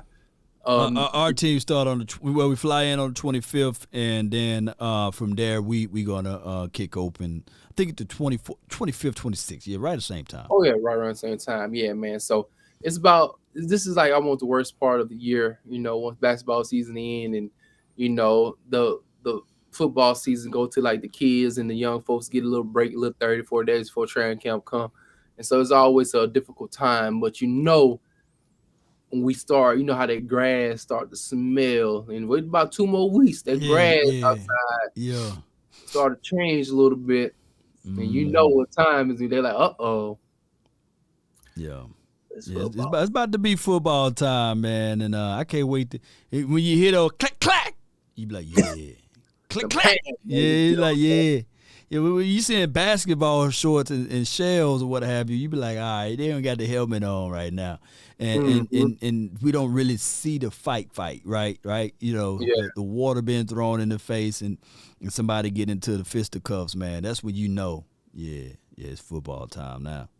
And I want those boys, I want the coaching to create an environment that no one feels privileged. I really want, look, people know I love Dak Prescott to the core, but I want some pressure on him. I want pressure on the kicker. I want pressure on the water boy, like the dude that's running the water out, you know? And if he stumble and trip, I want the other water boy saying, you know, and keep on running and say, I got there first. So that's the type of competition that I want. Nobody is given the role. Like everybody got to earn it. And that's when you get the best product. You know what I'm saying? I listened to our defensive line coach, Chris Kasarik, talking maybe about a week ago. He was just doing a review over OTAs, and he was talking about how they got like 13 defensive linemen in right now, which is a lot. But all of them are ballers. And he was saying, look, you got competition. Yep. It's a given if you come in this team. He said every free agent that come to the Niners that sign on, they know that if you want to be a defensive lineman over here, it's not given. And so he says, I love the people who have the competitive drive to say, I want to go over there, because even though I know they're going to keep 10 to 13 D linemen on the roster, I want to go compete with those guys, because I know if I make this team, you made the team. You made it. You wasn't given the team, right? You made it. Like, if I know, and that's one thing that I do like about your front or what have you. Shout out to Landlord from Alabama. He said, "What's up, Law? Appreciate you for the super chat." And Coach Marv, he said, Phi Beta Sigma is his brother, Jerry Rice. So he pledged. I think Coach Marv, he's a Sigma out here. So shout out to Coach Marv, man. Him and Jerry Rice share the same fraternity. So shout out to him. But here's the thing, though. What you saying, Twin Maker? I'm so crazy. Look, I'm so crazy that I would literally like they would have me to coach for one day, and they'd be like, "Man, dog, man, this dude crazy. He's silly," because I would have had stars on nobody helmet. They're like, "Where my helmet at?" Everybody got to earn the star every year. You're like, wait a minute, where my dang old helmet at? Where my star at? No, you got to earn that star. But I'm under contract, man, for 5 years. So you got to earn that star in practice. Nobody have a star because we have been short of the glory of lifting that Lombardi trophy. But like man, Irving, boy. You know, right. That's like what Michael has the star. He said, man, I think he was talking about your guys, and he was saying that we crown, because of the statue of the Cowboys, whenever you're a good talent, you automatically be crowned as a Cowboy. You know, you already are in the Ring of Honor. You know what I'm saying? Right. And he was like, the only reason why we got in the Ring of Honor was because we won Super Bowl rings, not because we were talented. And he says, now we've exchanged it, you know what I'm saying, for being talented, as if you can get up here in the Ring of Honor. But true talent shows that you have the capabilities to galvanize the team and go on a journey together as brothers. Now, Michael, we come together, we galvanize, we come together on this journey together as brothers. Your brothers, yeah. We fight for one another. We bleed, we sweat for one another. You know how your boy Michael Irvin do. Yeah, spit fest. He says that what makes us great, because we were able to finish the deal. You know what I'm saying? And so, like, a lot of times, because of what he has done, the guys who come in after him take that mantle and don't necessarily understand why it is what it is, you know? Yeah. And so, man. So I hope you gotta send me that. You gotta send me that clip, man. I mean, you be finding these clips, man, and they be going ham. But I feel exactly what you said. There's a certain level of a little bit of entitlement, not saying that for the current players, but even from the post players that played with the silver and blue, because there was an article, like a mailbag article from the Cowboys saying, should there be, let me play my music right quick. Let me do this right quick.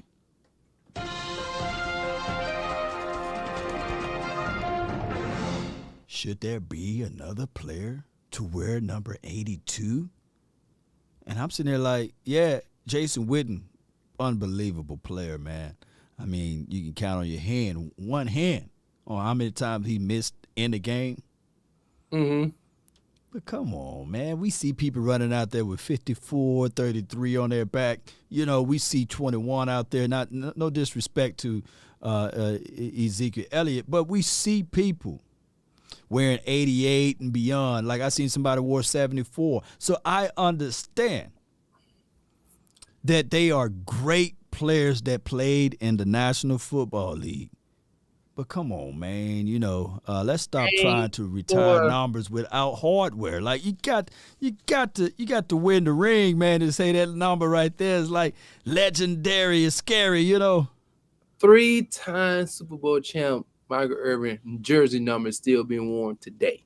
To this day. Ain't no way 82 should be put in the vault and locked away and the key thrown away. Like, no, man. Like, dude, you can get put in the ring of honor, be represented that way with your name or a decal or something like that. But, man, let 82 go out there and play. Let a young boy go out there. Let a young boy live up to that number, man. No. You know, let Jake Ferguson wear 82. You know, keep moving these numbers around. Look, stop trying to hoard these numbers, man.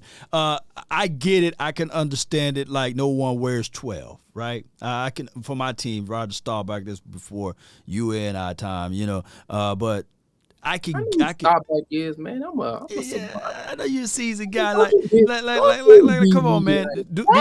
Do they pass Montana number around over there? Nah. Nobody wearing Montana number? We just started this issue because it wasn't an issue similar to what just happened with you.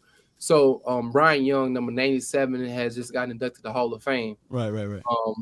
But Nick Bosa wears number 97 too as well. I mean, he represent that number though. Come on, man. Yeah, he's doing his thing, but like you just said, like, dude, other players are still able to wear it. Like, you get your name in the arena or in the stadium.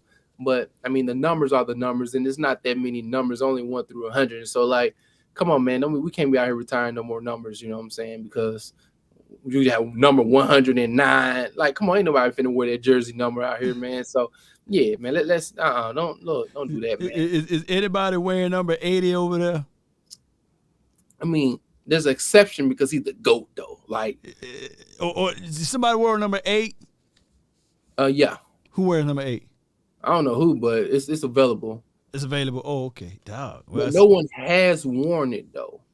Oh, it's like an unspoken rule. Like, look, dog, come on, man. You go wear 8. Like I know for sure. Like I think a guy named Jalen Tolbert on our team wore 8. You know. Yeah. And he probably, you know, he was looking at the numbers though. Wide receivers can wear single digits. Mm-hmm. I know for sure he probably looked at it and he said, "Man, He a 3rd round draft pick, dog. Like he probably looked at that 8 and was like, y'all don't retire numbers here." They let him keep it.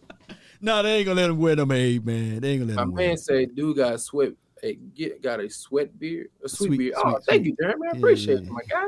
You know what I'm saying? Hey, man, that beard is on steroids over there, man. God, dog, boy, that boy huge. Hey, you know what I'm saying? I'm just trying to hold it down for the beard game out here. You know what I mean? Yeah. Beard game represented. Y'all chilling here, right here, with the beard bros. You know what I'm saying? Bearded bro. Hey, man, our recipe coming out early May, late September, man. It's coming soon, man. I got some more info on that too, man. Just so you know what I'm saying. I had Hunger come through, give me some more info on the beard oil. You know what I'm saying? I heard like we have to really, when we go through our products, we got to send it off, and they got to make sure it don't matches someone else's. So we might have to sprinkle some of Mama's cooking in there. You know, we might have to do something like that so that we won't get hit up with. But let me know, man, because I can go get the jars. And I got a dude that said he would do the labeling for us, man. Yeah, man, gotta get out here, man. Market that beard, you know what I'm saying, and get the brothers out here, you know, had the. Actually, guys, this beard is fake. You know what I'm saying? No. You go ahead and prove that it's not, because the moment you say fake, man, they be like, because I seen a person with a fake beard, dog. It just really looked just like ours. It was super fake. So I tell people like that, you can't hard to see. You know what I'm saying? If you can't do that and pull and tuck, it ain't real. Hey, we got baby girls, man. They be out here doing like that's this. The first thing she grabs is my beard. And here's a unique thing about beard. Let me ask you this, because Mayel is a lady that got a nice product line, and she sent some free stuff over, what have you. But it's not for beard, what have you, because you know how products for your hair versus your beard, they really don't commingle together in certain situations. Have you ever tried sea moss in your beard? No. Let me tell you what it does. And I don't know if you have a lot of shedding in your beard or what have you, you know. But what sea moss does, and I don't have a lot of shedding, what have you, but what sea moss does, when I put some in my beard or what have you, it strengthens the hell out of their follicles.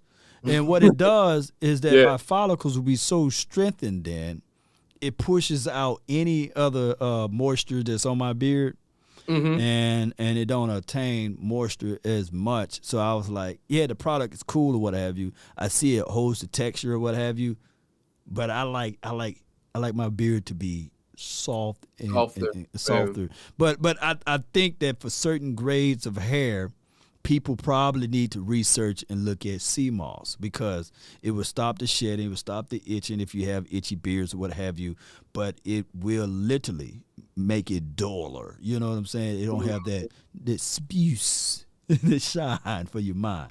And it could be the mineral compound of the beard follicles that it really allow moisture to hold longer. Although it's supposed to be moisturizing for you, but we having beard conversation. Look at that. You know? Yeah, but look, my beard can't hold moisture, hold that moisture for some reason. I mean, I guess it's just like say how it will. I don't know what you do. We'll have to do a video one day. I might have to just do like a morning routine with my beard, because it's a whole doggone routine now. I'd be like, God, dog. Yeah. Anyway, like I literally, like, it looks like a jungle, you know what I'm saying? But I just spray water on it, and water allowed me to comb this beard. Like, it looks like it shouldn't be able to be combed, right? But I just do water in the morning. But you gotta let them know what type of comb you have too.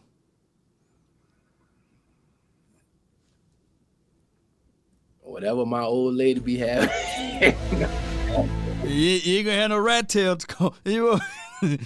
I probably could do it with a rat tail, to be honest with you. You rather do a rat tail? Shoot, get in there, short teeth on that thing. But I usually got like the regular black comb. Oh, yeah. Cause my thing is it curls. When it curls and they get that comb, let me go get my beard comb over there so that I can just go through it. So you ever seen them combs like with it's like 4, 5 of them together? So it's a, you know what I'm talking about? Detangler comb. I think you're talking about your detangler thing. Yeah. So spray it and do this, man, and I'm good to go. You know what I mean? But what I really want to do is like find something that can hold the moisture a little longer, because it may be smooth and it'll wave up like right here because it is moisturized, but it soaks up that doggone water so quick. So Reed said, "Cap, man, nothing but juices and berries." What would you put? That ain't nothing but your perm. Ain't nothing but your perm. Ain't nothing but your perm. But one thing I can tell people, I want to let you guys know, if you take a spray bottle and you're putting water on your beard, make sure that your water is not that hard water. You know, calcium phosphates on it. They was like, man, I'm trying to get the Law and Twin Maker beard, man. I put some water. He said, just put some water on that thing.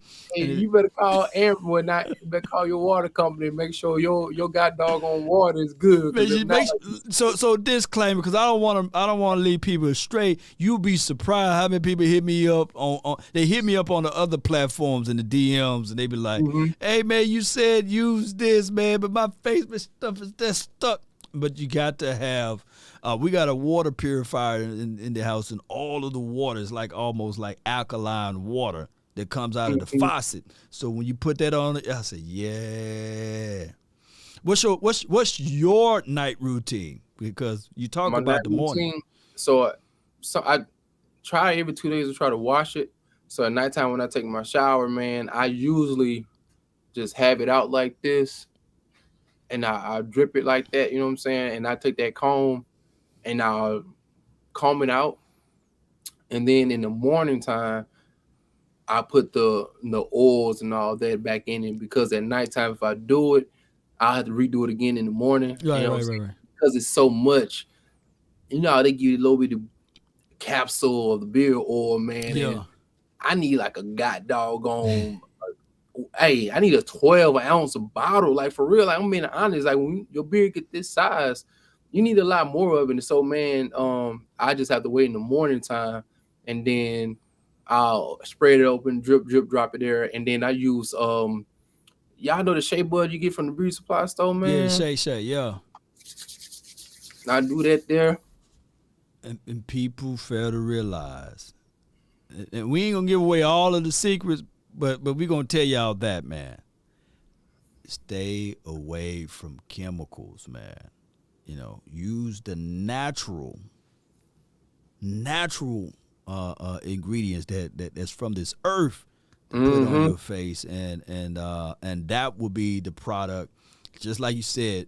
And make sure you hit it, because you did a good deal by keeping it clean. Open up the pores, go to sleep, you know, let your body, because your cell, I really believe when you go to sleep, your body rejuvenates itself. It goes into a cycle where it's saying, up, time to go to work. Like we sleep, but the cell's like, up, it's time to go to work, man. Let's go ahead and repair everything. Okay, and that's why people fail to realize, Law, Twin Maker, why y'all have gray hair everywhere? It's gray in there, but we get enough rest. And people be like, Law, man, you be alive, but I get my rest. I get my body rejuvenates itself, right? So it repairs and it knocks out all of that old dead follicles and stuff like that. And I got a high system of keeping myself with fluids. Water. I just about to say, man, don't drink water, you know, with the D in it. Water. And fruits. Bro, I ain't got the bottles right now, but I go to the store and I'll spend you don't drink pop either. I don't drink pop. We both don't drink pop. I may drink an energy drink. I may drink some coffee, but most of the time I'm drinking water, you know what I'm saying? Consistently. And then I drink, bro, I think it's B-A-I, you know what I'm talking about? Yeah. Man, they got this new banana, or this new immune booster. Man, it's so good, man. And I'm telling y'all this, when I drink water, I'm gonna keep it a buck. I give y'all this little secret, man. Send us some sponsorship if you want to, man. I'm telling you. Look, I get the I drink about maybe 3 ounces out of it, and then for the rest of the bottle, I dilute it with more and more and more water. Yeah. You know what I'm saying? Because we need water. Water's help with your nails, vitamin E. You want to make sure your body is replenished. You know what I'm saying? Yeah. There's 9 layers of skin, you know what I'm saying, that you have, and you have melon too. So in order for the melon, which is the vitamin, melon is the skin, but vitamin D needs to penetrate the melon.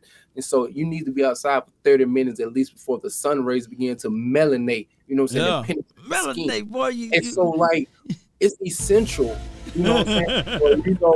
To go outside and allow nature to have its course. So then when you are drinking that water, you get that sunlight, vitamin D it becomes a elixir for other nutrients that you eat on a daily basis. You know what I'm saying? Yeah. Boy, you give it, let the sunlight, let the sunlight hit the beard, the face. I'm telling you, man, and it recharges you, man. And different times of the day, believe it or not. Boy, we having different times of the day. For now, I don't know, but for melanated people, different times of the day, that the sun will recharge your particular cells that's on your body, and you can really feel the vibrations. So I would tell people, man, make sure you're drinking alkaline, water. And then make sure that you're getting majority of your water, your nutrients from fruits like your melons or what have you. And especially, you know what I'm saying, certain fruits that will really recharge you. And it's the kind with the seed, not the kind without the seeds. I know a lot of people don't like the seeds. Don't buy anything that says seedless. Seedless. That is not natural. Look, people. Man, buy that mango with that big old seed, and you better buy the strawberries with the seeds in. You better, man, look, Hey, every time you spit it on the grass, the ground, the earth is like, yeah, baby, yeah, open wide, cause I'm thirsty. The ground is like, yes, man, give me some more seeds. Spit out right now on me. He said, the good book says, unless the seed hit the ground. You know what I'm saying? Hey, look, come on. We're trying to help y'all out here, bro. Better get that seed. You know what I'm saying? Look at Trump Asian says organic seedless. No. No. I don't want it. That ain't real. That ain't a real fruit, man. Nice. I'm like, man. I bet, look, them chai seeds, look, embrace them, man. Enjoy them, man. And get to see how, do a little week trial, do a 7-day trial, man. You'd be surprised how your skin, your nails. I always tell people, I look at my nails, man, and as long as my nails are growing efficiently, I ain't trying out here have no claws, but I know I'm getting my body getting the proper nutrients. You know what I'm saying? And what Coach Woods just say, you gotta eat your nuts. You gotta eat your nuts. look, dog. Look, Brazilian nuts, man. I'm telling you, the secret to life. Y'all gotta find y'all some Brazilian nuts, your walnuts. If you think about it, look. The way your brain. It's brain food. It's brain food. The way the nuts is telling you, it looks just like your brain. Like your brain. It literally, it feeds your brain the certain nutrients inside of that nut. It goes straight to your brain. You know what I'm saying? And so we have to begin to every color does something different to your body, every system of the body. You know what I'm saying? So when you begin to understand what your body is missing, that's why I say it's good to know your genetic markers. Because when you understand what's in your body genetically that's already there, you know what you need to overly consume to kind of help as well, because you're missing something. And so when you learn that about your body, you're able to go buy, whether it's the walnuts or whether it's tomatoes or whether it's, different fruits and vegetables, that kind, your body will respond, man. You're going to be out here sick. 70% of the individuals who had that 19 who it was fatal to had a vitamin D deficiency, especially in the African American community or the Black folk. So that's something should tell you guys that because there's a deficiency, because we don't get the proper sunlight, because we indoors all day, it tells you need to go outside and catch that sun. You know what I'm saying? Man, we go. Hey, you got to get outside, man. I think that everything is equipped and favorable to be inside under the AC and making things feeling good and everything. But take your shirt off and shoes off and go outside. Put your feet to the ground and then just let nature do its course. And please don't flag us, YouTube, Facebook, and MySpace, and Black Planet, and everywhere that we are. Look, you should do a 5-10 minute show once we be like, hey, I need. We could check the video, but look, I need y'all to send a 30-second video, you outside in nature. In the nature, man. I don't care if you're just touching the tree. I don't care you're clipping the plant. I don't care if you just holding water in your hand, natural spring water in your hand. Wow. Go outside, get in touch with nature. You know what I'm saying? Touch what God already has created, man, and get involved with those things because your body will respond. You know what I'm saying? Right. Lord, why you guys all this energy, man? Because I've been outside, man. Be outside, bro. Be outside. Look, man. Hey, I told you I was doing some yard work. Boy, I was outside I had your nephew moving bricks. You know what I'm Brick by saying? brick, I had to Brick move. by brick. He was out there moving brick, boy. Touching weeds and things of that nature, you know what I'm saying? Looking at the bees and the squirrels and go out there, man. Get y'all a bird feeder. Go out there, buy a bird feeder, man. Get you some little nuts and seedlings and stuff like that. Put in the bird feeder. Go out there and feed nature and watch our nature come back and feed you. Oh man, you talking about the the universe, talking back to you, man. We all vibes of energy, man. Boy, man, we talk. Look, we done turned this thing into the holistic channel, tuning in to Law Nation and Twin Maker.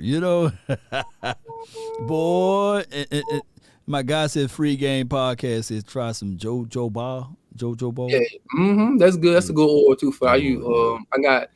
I got some with that in it too as well, man. That's a lot of like I said, good stuff, man. Yeah, Jojo Ball. Jojo Ball, yeah. It has that look. It's kind of sticky. You know what I'm saying? Yeah. Man. So man, yeah, man. Look, we giving away too much secrets, man. I don't want the Illuminati. Yeah. We do look like we still in our 20s, though. We far from there, but a lot of people don't know. But when I tell somebody, they're like, "How old are you, man?" We ain't gonna tell them the age, You know what I'm saying? I tell them I'm proud. You know what I'm saying? Because even now, I'm over here, I still look athletic, built. You know what I'm saying? They were like, "Dude, how old?" I said, "Hey, God, dog. I got good knees. You know what I'm saying? I go see my chiropractor. I ain't gonna lie to y'all. I still go see my chiropractor. But anyway, you know what I'm saying?" Brian Bradford said, "Yeah, bird doo-doo all over my car."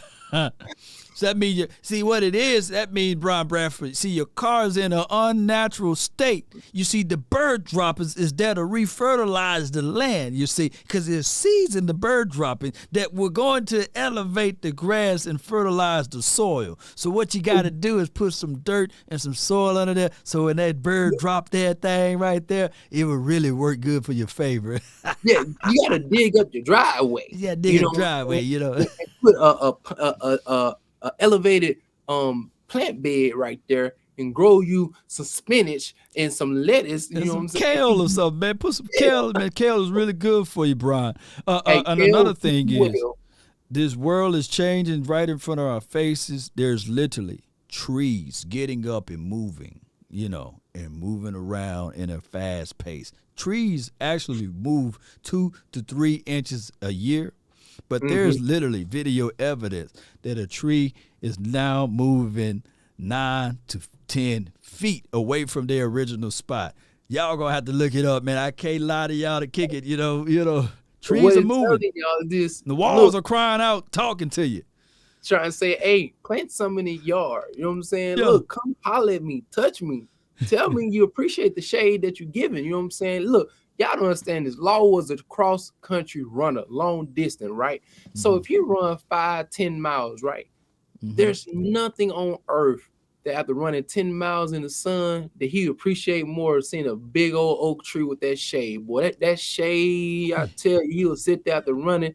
Man, you hit that shade, boy, it's the best feeling in the world. You know what I'm saying? God covering you after you've been out there running all day long, man. It feels good. There's some type of appreciation that needs to be exchanged. So do your due diligence and go out there and appreciate the beautiful trees that we have out there, man. You know what I mean? I just say that. Save a tree, man. Tree huggers out there. Shout out to y'all, man. But all right, man. Look. Before we get too deep with this thing, let people know where they can find you at, follow you at, and tell people about your space community on Twitter. I think you got a big following there as well. Yeah, and let people know, man. Man, look, check it out. Check me out on Twitter. It's your boy Twin Empire, man. TWINEMPIR X2. Twin Empire times 2 twins, 2 sets of twins, so I call it Twin Empire. And then also check out my YouTube. It's just literally Twin Empire. You know what I'm saying? And just check me out. I be on Twitter Spaces throughout the day, man. We talk about various topics similar to not only basketball and football, but things that we're discussing right now, because a lot of these things are good for your mental health, man. A lot of times we need to have some self-love and service the mental part of us as human beings, man. So, man, I just love to try to give back to the wonderful world that we live in, man. Try to let everybody know out there that's living and breathing, man, that you are important, you are of value because you are a human being. And so just because of that, you already innately are valuable. And I just want you guys to know that you are valuable, man. And so with that being said, man, just hit your boy up with a follow. I make sure I try to follow you guys, give you some good energy, some good love, man, and just let you know, keep pushing, keep going forward and doing your best. Strive for the mastery. You know what I'm saying? Oh, man, you wrapped that one up real good, man. I don't even know what to say now, man. You know, hey, man, just follow me on Law Nation Sports, man, on multiple handles. Be sure to hold on. Let me do this right quick. Hold it down right quick. He said, what it do? Hold it down. Again, I'm back at you. Don't back around. It's your boy. One more time for the good time, man. I want to thank you guys for all who tuning in on tonight. Make sure, since we talked about football tonight, y'all go over there and sack that like button, man. Go over there and knock it out the park real quick, man. And make sure you leave a comment so the algorithm can do what they do. You know what I mean? So go ahead and hit that button real quick. You know what I'm saying? Hit that like button, hit that share button, hit that comment button, man. We thank you for all those that have came through and participated. You see the wonderful camo hat in the. I got the camo hat now. This is going to be the new giveaway for this month. And I want to give away to those who donated to the channel. So your name is going to be entered into the drawings. And for those who go to my website, Law Nation Sports, and go, and then I'm going to start it all over. Hear me out. For those who go to my website, Law Nation Sports, and go all the way down to where it says connect to the nation or connect with law, and just leave a comment. You can just say XYZ, you know, but leave a comment. Talk to me, man. Let me know how I'm doing here with everything that I'm doing on YouTube and Facebook. And your name will also be there. But for those who donate too, I will put your names in there. And for those who give out stars. So that's just my way of giving back. And this will be a camo hat this time. And I feel like this hat would be like when I go to war, what have you. You know, the war time for your mind. This just look good.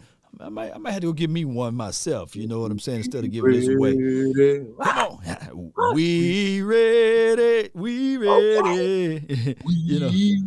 You know. So let me see if I can pull up my website right now and let people know to go there. You got any WBs on there, my guy? You know what I'm saying? I get a couple WBs out here, you know, for the summertime, you know what I mean? When we go out there. Yeah, little wifey. Yeah, but see, here's the thing. Get some of the swimmers. And there it is right there in the chat. So y'all go there, support the website. And here's the thing. What I'm doing, like on some of my film sessions and my film breakdown and some of my content, I post it first on the website. So you get a first chance to see it before it's published on the YouTube and the Facebook. So that's the little, I guess you can say, incentives you got to visit the website, because you will see some of the content there first. Like Ray J. Ray J said he hit it first. Well, you're going to hit it first over there on the website. See it first. I'm at the website, you know what I'm saying? Yeah. What's the website again, man? What? It's right there, Law Nation Sports. It's easy, a long name, but good results, man. So put in the URL. Look, I want y'all to put in the URL, little box up there. Make sure you go there. But then also, when you go up there, my people, go up to the little browser bar. And once it's in there, I need you to go all the way to the far right. And there's usually a star button. You know what I'm saying? Oh, yeah. I want you guys to go over there and hit that start button, man, and bookmark it as one of your favorites. So underneath the browser, it'll be a tab right underneath it. You'll have Law Nation Sports right there. You know what I'm saying? You ain't got to type it in no more. All you got to do is take your cursor, you know what I'm saying, and move it up and click the button. You'll go there automatically. You know what I'm saying? Automatic, man. Go ahead and make sure y'all do that when you're typing in the URL, you know what I'm saying? Do that, but then make sure you star it and bookmark it, man, and make sure that you guys is right there in front of your face whenever you log on to your desktop or even into your mobile device as well, man. So save it as your favorite, man. Look, you know I never even thought about that. Philadelphia, man, before we go, he says, Law, how your brother is a 49er fan and you are a Cowboys fan, you know. He don't even know, like, we got another brother that's an Eagles fan, right? Unfortunately. It would be dope if Kelly was a Giants fan, right? Then we had another brother that was a Washington fan. That would have been dope. Like everybody NFC East, and then you just be the only one on the on the 49ers side. Yeah, because y'all the East, because y'all the least, but I was in the West because I know we the best. Yeah. But see, Texas is really in the West. Oh, stop the mic, bro. Quit. No. And we dominate the East because we are the beast. Baby, you know I can rhyme one fish, two fish, blue fish. You know, come on. Don't mess with me. You be toothless, Dr. Seuss, But you ain't doing nothing with the West because we know we the number ones because we got the last W on our chest.